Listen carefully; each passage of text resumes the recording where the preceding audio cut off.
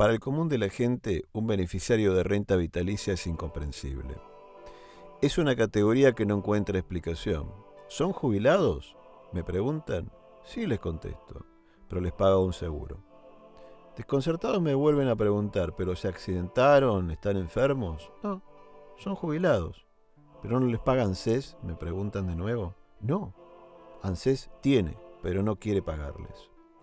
Generalmente la conversación termina cerca de ahí, demasiado complicado. Para los políticos, en cambio, ha sido distinto. Saben quiénes son. Pero son muy pocos y no tienen poder de lobby.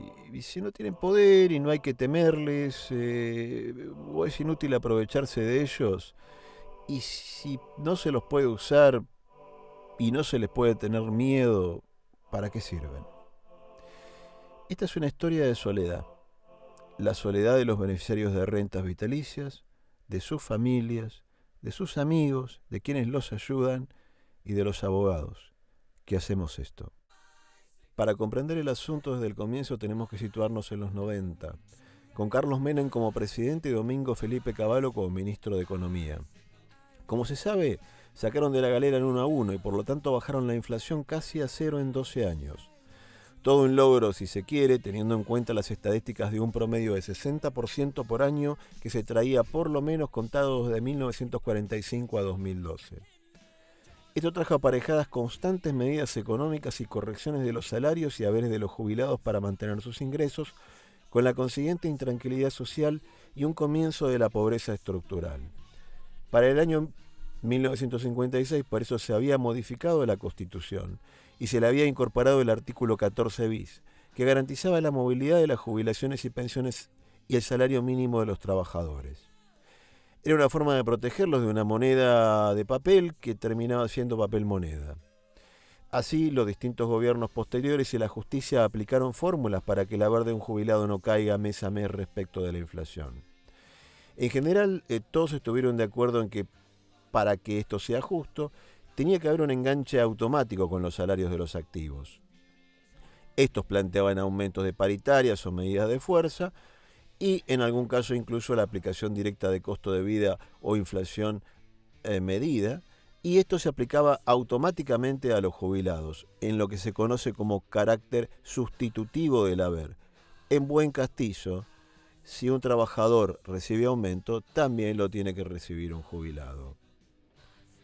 Con todo esto cambia entonces la situación. Y bueno, esta historia llega al final. Finalmente el sistema de seguridad social se privatiza. La ley de la jubilación es privada y aparecen las AFJPs como un nuevo concepto en las jubilaciones.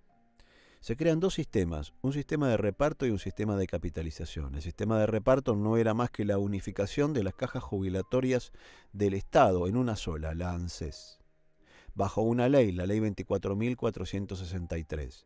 Y por otra parte un sistema de capitalización, establecido por la ley 24.241, en donde el aportante dejaba de hacerlo al Estado y tenía la opción de hacerlo a un régimen totalmente privado, conformado por AFJP o Administradora de Fondos de Jubilaciones y Pensiones y rentas vitalicias, es decir, las llamadas compañías de seguros de retiro.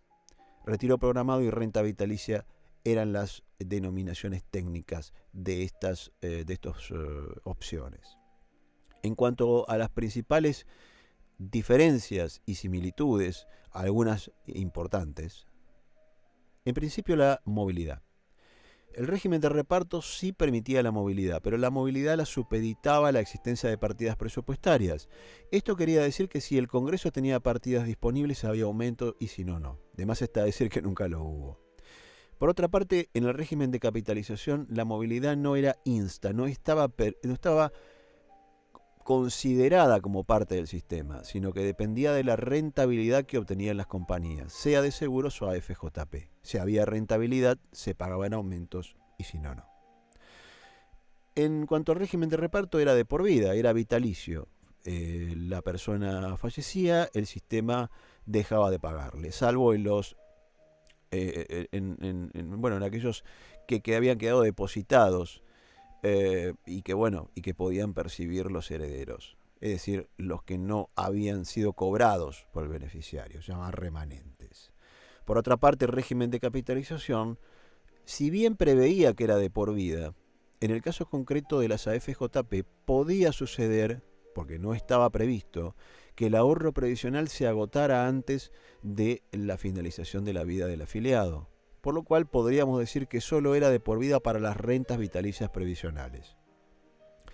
El régimen de reparto contemplaba como derecho el haber mínimo garantizado, mientras que el régimen de capitalización solo en el sistema mixto, cuando se conformaba un sistema mixto. ¿Qué quería decir? Que solo garantizaba el haber mínimo a aquellos beneficiarios de rentas vitalicias o de AFJP que tuvieran un componente de su haber público. Una parte se la pagara ANSES. Y esto cuando sucedía conforme a lo que dice el artículo 125, según la edad del afiliado o afiliada. Finalmente, el sistema de reparto era solidario. Esto quería decir que los aportes del trabajador pasaban a un fondo común. Y el Estado podía disponer a su gusto de ello, en tanto y en cuanto le correspondiera todos los meses un haber que tenía que ser actualizado según la ley. En cambio, el sistema de capitalización tenía que ver con el ahorro. El aportante depositaba a un tercero, administrador, AFJP o compañía de seguros, su dinero. En el caso de las AFJP lo conservaba para sí y por eso podía cambiar 2 veces por año de compañía aseguradora y asimismo tenía el derecho a que la AFJP se lo restituyera, mientras que el matiz de la renta vitalicia era que si bien el dinero se le transfería a la aseguradora, ésta lo retenía y tenía derecho a no devolverlo. Luego había ciertos matices, la temporalidad de las AFJP, como se explicó, es decir, si se agotaba el ahorro previsional, el beneficiario del llamado retiro programado corría el riesgo de dejar de percibirlo, mientras que en la renta vitalicia esto no sucedía. La compañía de seguros estaba obligada a abonarlo de por vida y a abonar el haber inicial sin que éste pueda disminuir. Era hereditario, en el caso de las AFJP, la totalidad de los depósitos que se hubieran hecho pasaban a una sucesión en el caso de fallecimiento, porque ese dinero era propio del afiliado, mientras que en las rentas vitalicias tenía el matiz de que únicamente los excedentes de rentabilidad, cuestión menor en cuanto al desarrollo de esto. Y finalmente una cuestión importante que muchos beneficiarios de rentas vitalicias hoy experimentan, y tiene que ver con el derecho a que los menores pudieran percibir en su condición de beneficiario una renta vitalicia. Esto sucedía por el artículo 98 de la ley 24241, que establecía el derecho a que, en el caso de pensiones por fallecimiento, la viuda, viudo o conviviente, en tanto en cuanto hubiera menores de edad, percibía el 50% de lo que debiera de percibir en el caso de que fuera la totalidad.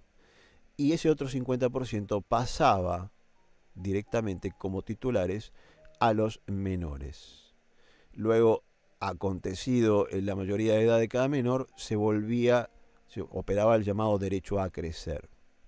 Este tipo de cuestiones no estaban consideradas en ese momento en el régimen jubilatorio de ANSES y fueron vistas como una gran ventaja.